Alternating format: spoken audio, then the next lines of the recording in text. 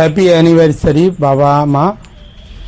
দেখতে দেখতে জীবনের দীর্ঘ সময়টা বাবা মা তার সন্তানদের জন্য অনেক সুখ দুঃখ মধ্যে দিয়ে অতিবাহিত করেছে। কিছু কিছু ছোট্ট ছোট্ট জিনিস যদি বাবা মার সাথে আনন্দ উপভোগ করে নেওয়া যায়, তাহলে তারাও যেরকম আনন্দিত হয়, সুখী হয়, খুশি হয়, এবং আমরা সন্তান হয়ে আমরাও তার সঙ্গী হয়ে জীবনকে ধন্যমন্য করি।